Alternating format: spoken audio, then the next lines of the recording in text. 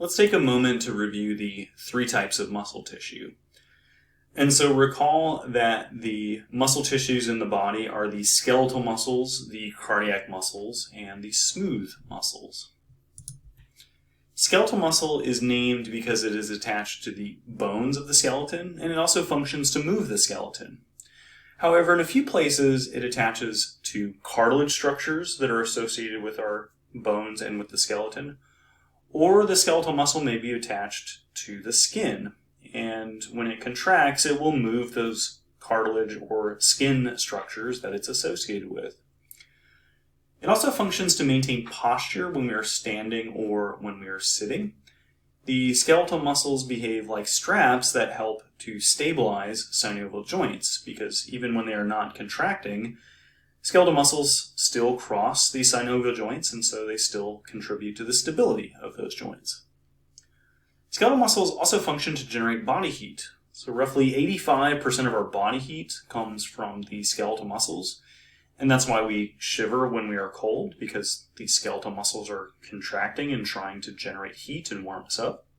It's also why we sweat when we are exercising, because the movement of our body by the contraction of those skeletal muscles during exercise is producing more body heat.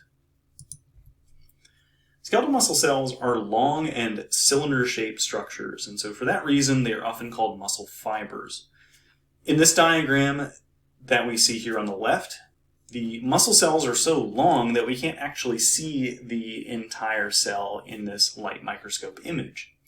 Because they are large cells, they have to have multiple nuclei per cell because they need the multiple nuclei in order to coordinate the functions of those large cells. And so we use the term multinucleate to describe this attribute. They're also striated because these skeletal muscle cells are packed with specialized organelles that generate the contractions of skeletal muscle.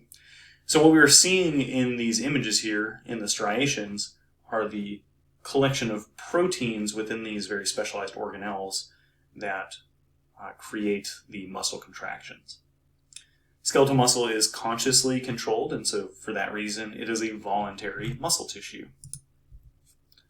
The reason that skeletal muscle cells are large and multinucleate is because skeletal muscles first develop, that is, in our embryonic stage, from the fusion of many small embryonic muscle cells that are called myoblasts.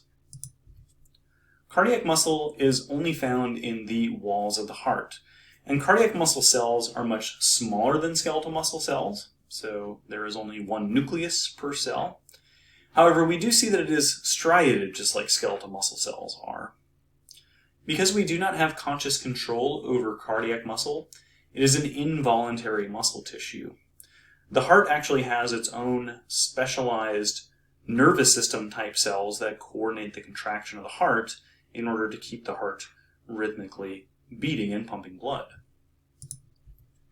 So bundles of cardiac muscle form a kind of roughly figure 8 shape in the walls of the heart. And the reason for this is that when the cardiac muscle contracts, the bundles cause the volume of the heart chambers to decrease, which is going to put pressure on the blood inside of those chambers and allow the heart to function as a pump. Our last muscle variety is smooth muscle. And we've seen that smooth muscle is found in a variety of locations. So, for example, the walls of the digestive, urinary, and respiratory systems. So in the respiratory system, it's found in the walls of the bronchi and the bronchioles, which are the small diameter airways. When the muscle contracts, it will constrict or decrease the diameter of those structures because many of these structures are tube-shaped. And when the smooth muscle relaxes, it will increase the diameter of those structures. It's also found in the erector pili muscles, which are the small muscles that attach to body hairs. And these will make the hairs stand on end when we are cold, frightened, or nervous. And they're also responsible for the dimpling of the skin that occurs when they contract and causing goosebumps.